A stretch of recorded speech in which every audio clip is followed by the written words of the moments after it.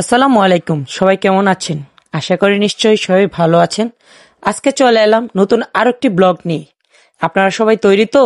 তাহলে প্রথম থেকে শেষ পর্যন্ত আমাদের সাথেই থাকুন আর দেখতে থাকুন আজকের নতুন ব্লগটি। আমাদের আজকের গন্তব্য হচ্ছে ব্রাহ্মণবাড়িয়া সরাইল উপজেলার দরন্তিতে। আপনারা এই জায়গায় কম বেশি সবাই এসেছেন এবং দেখেছেন। এখানে সৌন্দর্য অবশ্যই অবশ্যই সবাই উপভোগ করেছেন। এখন আমরা কালীগচ্ছ পার হয়ে এখন চলে এলাম আমরা দরন্তিতে। আর আপনারা জানেন দরন্তির মধ্যে খুব বিখ্যাত স্থান এটি। আপনারা আমার মাথার উপর যে গাছটি দেখতে পাচ্ছেন, এটি হচ্ছে সেই বিখ্যাত শিমুল গাছ। আপনারা অবশ্যই ইতিমধ্যে দেখেছেন আমি আজ একা আসিনি, আমার সাথে এসেছে আমার প্রিয় ছোট ভাই অমৃত এবং আমার প্রিয় বন্ধু সুমন।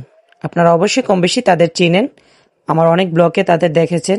আজ দরন্তি রাস্তা দিয়ে যাওয়ার সময় হঠাৎই চোখে পড়ল এই স্থানটি। তো এই স্থানটি দেখে লোভ সামলাতে পারলাম না, তাই এখানে চলে এলাম।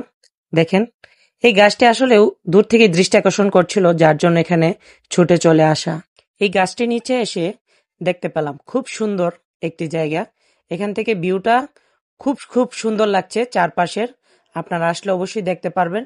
আর এই গাছটি দেখেন কত সুন্দর, আমার মাথার উপর কিভাবে দাঁড়িয়ে আছে। বেশ সুন্দর একটি জায়গা। এখানে আসলে আসলে সৌন্দর্য দেখলে আপনি অনেক অনেক মোহিত হবেন। দেখেন পানিগুলো কেমন সুন্দর লাগছে আর গাছের পাতাগুলো কি সুন্দর হাওয়া বইছে। সত্যি অতুলনীয় এই স্থানটি।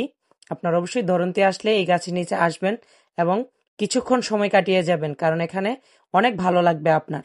আর এখানে রাস্তাটার কথা তো না বলেই নয়, খুব খুব ভালো একটি রাস্তা, যেখানে গাড়ি চালিয়ে খুবই মজা পাওয়া যায়। আর এই যে গাছটি দেখেন রাস্তার পাশে কিভাবে দাঁড়িয়ে আছে, আপনাদেরকে একটু জুম করে দেখালাম দূর থেকে, সেজন্য আর কি। তোমার বাড়ি কোথায়? মালিগাঁও। সরাইল মালিগাঁও। জি। তুমি এখানে কিসের জন্য এসেছো? মাছ ধরেছো আজকে? কই মাছ, কই মাছ, কই মাছ তো এসছো? এই রোদের মধ্যে তোমরা খাবার খেয়েছো? জি। দুপুরে খাবার হয়েছে?